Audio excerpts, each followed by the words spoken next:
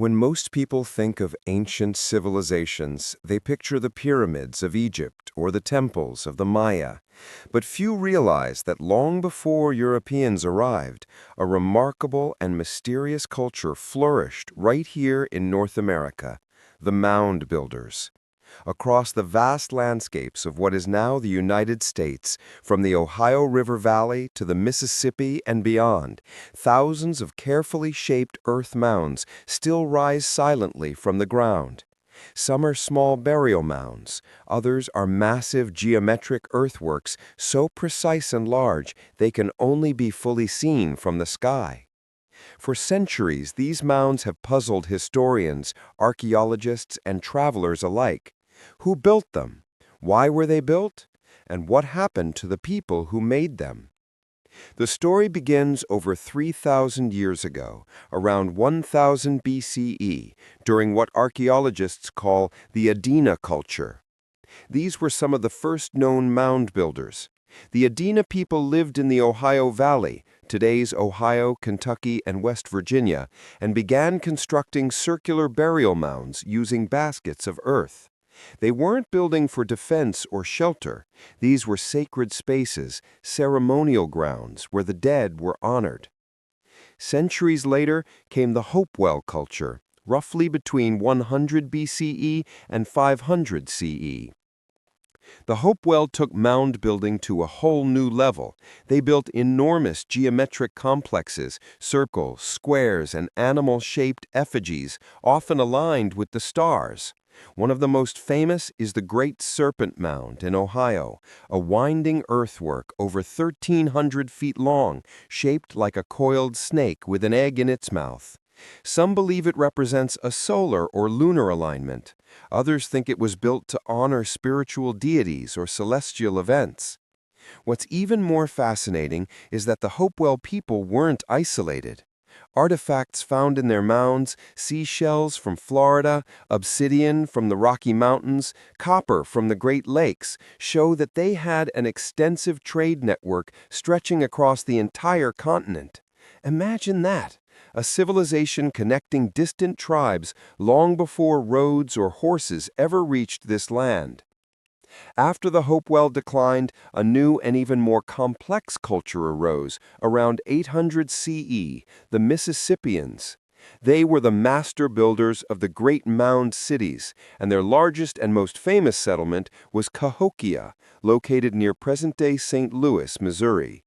At its height, Cahokia may have had 20,000 people, larger than London at the same time. In the center of Cahokia stood Monk's Mound, a towering earthen pyramid nearly 100 feet tall and covering more ground than the Great Pyramid of Giza. It wasn't just a pile of dirt. It was carefully engineered, layer by layer, using different soils to stabilize it. On top stood the ruler's temple or palace, symbolizing the bridge between earth and sky, between humans and gods.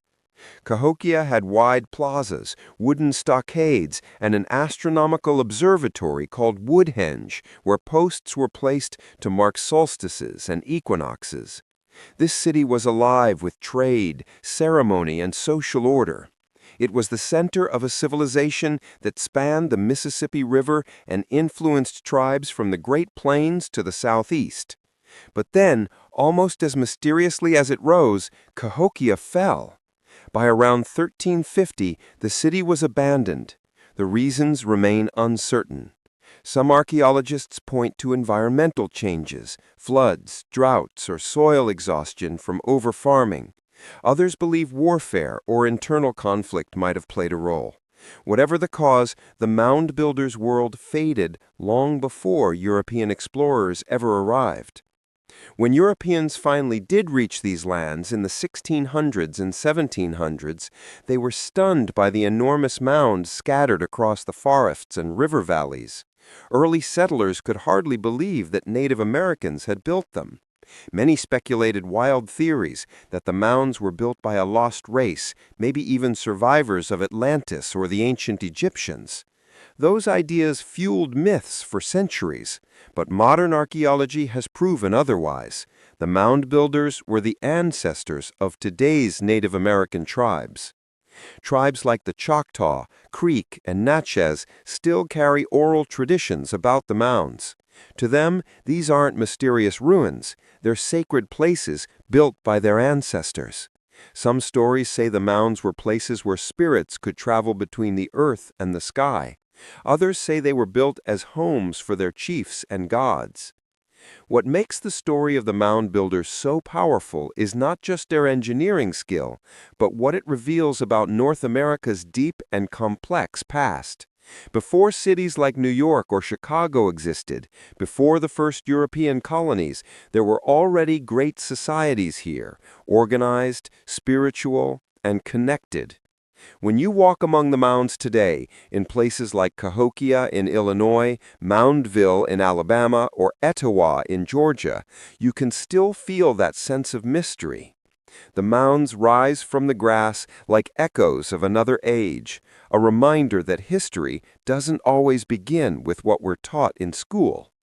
For centuries, these builders were forgotten, their achievements buried under layers of misunderstanding.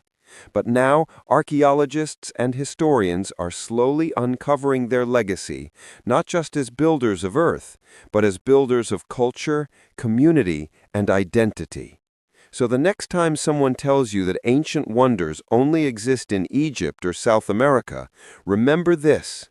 Right here in the heart of North America lies a civilization just as extraordinary, the mound builders, the architects of the earth. Their story is written not in stone, but in soil, and it still whispers across the land today.